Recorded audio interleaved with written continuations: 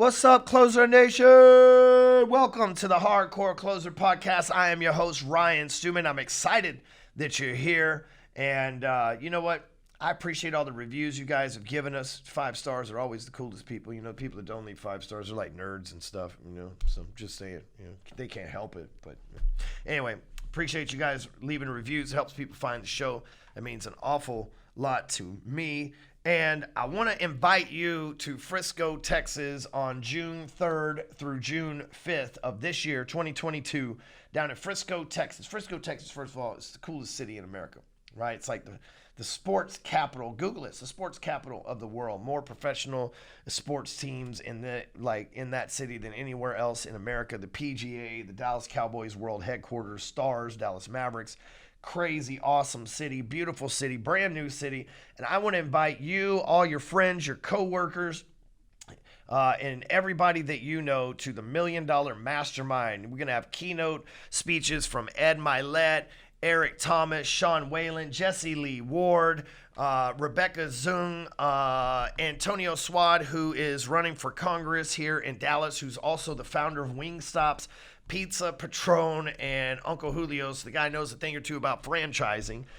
We got Dan Fleischman, Dan the Man Fleischman. I think I said Sean Whalen, but in case I didn't say Sean Whalen, I'm going to say it again, right? It was worthy of repeating. My personal mentor, Bobby Castro, who has had a $1 billion exit, amazing person who mentors me, and a dear friend and mentor and somebody I have a tremendous amount of respect for.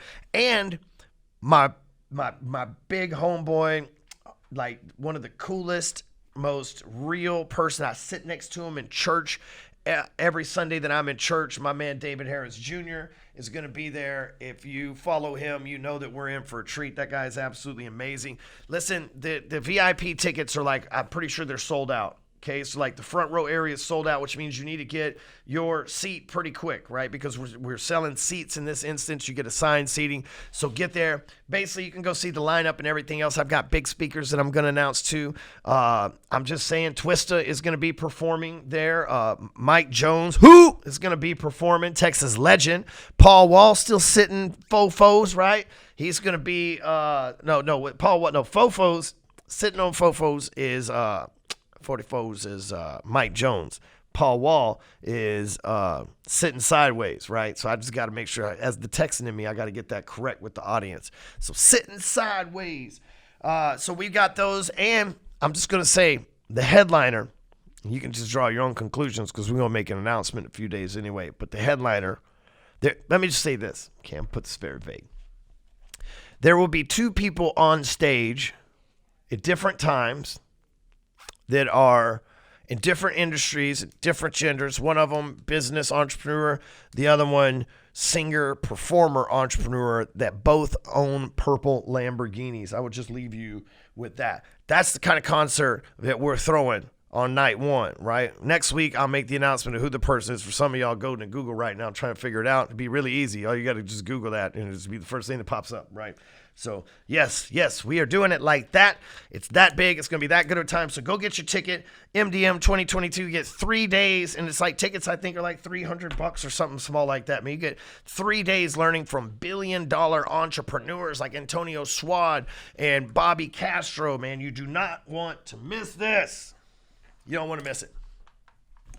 Speaking of which, but when you show up to, let's talk some real sales shit today, right? So when you show up to an event like this, how do you make money from it, right? So here you go, Stewman. You trying to sell us tickets to this. I'm speaking on y'all's behalf, the skeptics, right? Hey, Stewman, you trying to sell us motherfucking tickets. How are we going to make some money from this shit, right? All right. I feel you. I'm going to handle this objection, okay?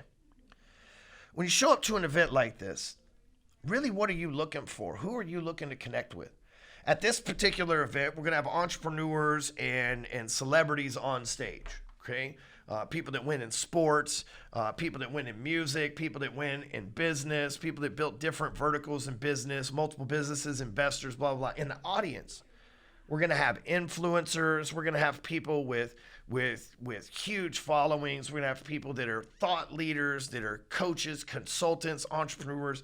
Like, the audience is going to have more power than the stage. So when you step into an event like Million Dollar Mastermind, know that the people that you could be bumping shoulders with or standing next to in the line to get your t-shirt and your welcome box and everything is a person that's worth 10, 20, 30, 40, 50, 100, 200, 500 million dollars. Just because they're there in the audience doesn't mean, like I always say, when you go to these events, the attraction is on the stage, right? The people that sell and put butts in seats are the people on the stage, but the people that matter are the butts in the seats, right? When I showed up to an event, I was never the guy to go try to get on stage and see if I could go backstage rather and see if I could meet Ed Mylett, right? I always heard, I'm from the rap and rock era of the 90s, and I always heard that's what women do. They try to sneak backstage and have sex with performers and shit. And so me, I like, as a very alpha person, I'm not gonna make, like, for lack of a better word, a bitch move, right? I'm not gonna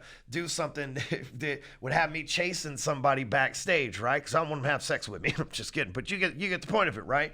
And so the thing is, for me, I don't want to fanboy out. That's kind of embarrassing too. It's like, oh my God, I'm a big fan. I'm not like that, man. You know, that's just not how I am. I am a big fan, but I keep that shit to myself. You know, it's like, hey brother, what's up? Like, in the back of my mind, it's like, oh my God. But hey, I'm controlling it, right? I'm human. But when I show up to these events, I know that important people are going to be there. So before I was on the stage, I was in the audience, and I've made a lot of money going to events. I probably the funniest event I ever been to is, and I tell this from the stage a lot, is I went to a Learning Annex event where Tony Robbins was the keynote speaker. So it was like Pitbull, and then the chick from that used to be married to Tariq El Moussa, and I forget her name. She's actually really brilliant. I just can't remember her name. I know Tariq because he's in Avengers with us, but she was a speaker. Barbara Corcoran, no, not Barbara, Susie Orman was a speaker. So it's like amazing people. Then Tony Robbins, right?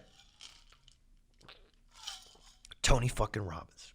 Tony Robbins comes out. He's kind of doing a bunch of shit, screaming and jumping and fucking all the shit that Tony Robbins does. And he's like, now turn around and grab your neighbor's shoulders and like massage them or some shit like that. And like, man, I just wasn't feeling that. Now listen, guys, I'm from prison, okay? So I got a little PTSD, a little reservation around touching other random strange men that I don't know, right? If you're my homie, I might give you a hug, a couple pats on the back, now get the fuck away from me and give me my distance, right? That's just how it works, right?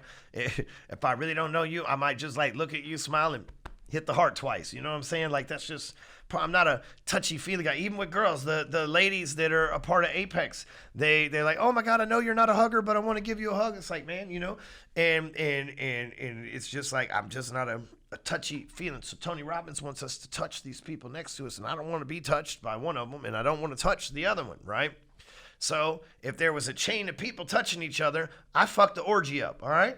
And so, like, I don't want to be touched on either side. I'm like, no, thank you. And this was pre-pandemic and shit. You know, I've been down with social distancing long before the fucking government and CDC recommended. I'm just saying. And so Tony was getting upset because I'm on the front row and I'm breaking the chain. And he's like, why don't you just touch the dude? And I was like, because I don't know him. What do you have reservations about touching him? Well, I'm reserved about touching him because I do not know him, sir.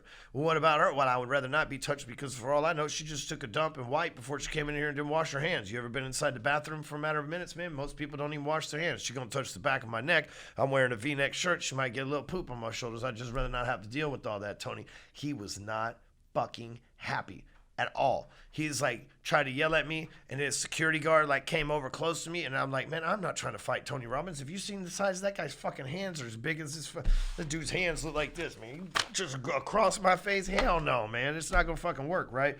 But anyway, he moves on about his business. So I say that because that is the most awkward shit, because now I'm trying to go to this event to network, right? Like, I want everybody to, you know, I'm going to go and I'm going to meet some people. There's going to be some players in the fucking Tony Robbins deal. And now Tony just embarrassed me, or really I embarrassed myself at Tony's loud ass expense in front of all these people. So I didn't really get to network. So that's the worst networking / probably funniest story about going to an event. But now, if I was to show up at an event, I would be what I call a value added person. So I would show up with the attitude of not what leads can I get from you, what business can I get from you, what value can I get from you. I would show up as a value person. What value can I add to the relationships in this room? So if there's going to be billionaires, influencers, and massive winners in this room, what value can I bring to them? What skill set do I have? And that skill set might bring a positive attitude. That skill set might be the gift of gab. That skill set might be a master connector. That skill set might be a work ethic. That skill set might be a connection that you got somewhere. But what can you bring to that room that would be appealing to that room, right? I once met a gentleman who was an estate planner, and everybody that he talked to, he's like, man, being an entrepreneur, what do you think one of the hardest things to deal with? And like 99% of people would say taxes. And he's like, that's something that, I'm passionate about too, that I can help you with. Right? So, when you're showing up to an event like this, that you can become a value added person, someone that brings value. Like me, the other day and this is the key to sales in general, by the way, not just at events, but sales in general, because most people, they show up to an event, or they show up to a sales meeting, or they show up to a cold call, or whatever the case, with their hand out, right? Like every day in my DMs, like I just had a dude just like maybe an hour ago, he's like, hey man, you ever thought about putting solar on your roof? Bro, I don't even fucking know you. You didn't even say hi to me. You didn't even mention the benefits of solar. You didn't even think that maybe with 2,000 fucking clients, I might have a solar salesperson or so. I might have your fucking boss in my fucking Apex program. I probably do. But the guy he didn't come with any value. He came with his hand out. Me, if I sold solar, I would show up in somebody's DM. I don't show up in somebody's DM anyway. I would show up on my post on a regular basis, because I believe in attraction marketing. I would make posts on a regular basis about how it feels good, not only saving money, but saving the environment as well, right? So that people would hit me up and ask me if I could put solar on their roof. And you think, I sell solar, that's impossible. No, it ain't. I got clients doing it all day, every day. The Solar King, right? He just posted today in our Apex group. And he said, I don't like posting every day, but Stewman said it and build a machine. So I've been doing it for a year, and here's evidence of how this works even in my industry. And he was showing a bunch of screenshots. Right now, this dude he's getting wholesale deals on houses in DFW from his post organically on Facebook. That's like unheard of shit. Unheard of, right? If you know what that means, if you speak that language, it's like unheard of shit right now. So I want you to understand, when you become a person of value, people are attracted to valuable things, right? This watch that I'm wearing, it's valuable. So people are like, oh, wow, that's a nice watch. If I had a cheap watch, nobody would say anything about it. People are attracted to things that they value. So when you become a value-added person, people are attracted to you. They want to be around you, and they want to be able to be in your good graces. So when you show up to these events, figure out and when you show up to Million Dollar Mastermind, how can you benefit alpha dog, super badass entrepreneurs? What skill set could you bring to them? PR, growing their deal, helping them get a bigger following, helping them get a book deal. What skill set can you bring to that group and show up? And whether it's a paid skill set or a free skill set, show up to that group trying to add the value of your skill set to the group instead of subtract the skill sets of them to add to yourself, and it'll change the game for you. That'll change the game for you in every situation, by the way. Right? Like, it's always like, I used to do this thing when I was a loan officer. It's kind of a dick move to do, but you wouldn't want to do it now. But back in the day, in the hardcore day, this is what I would do.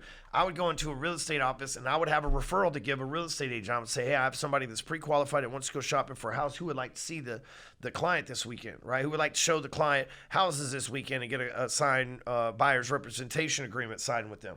Everybody. Okay, cool. Who has a lead from me?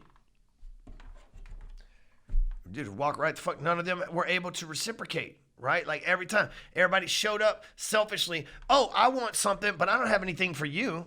I just wanted something for me. No. See, but I always showed up in the room as a value-added person. And the person that did go back to their desk and come back and say, hey, here's somebody I think that you could get pre-qualified that needs a loan. Now, all of a sudden, we're working together because they brought value to my life and I brought value to theirs. So when you show up, whether it's an MDM or any event, any networking event, any cold call, any business meeting, let's show up, do your research, and give first. Be a value-added person, not a value subtractor. And make sure you get your tickets to Million Dollar Mastermind at MDM2022.com, MDM2022.com. Catch you on the next episode.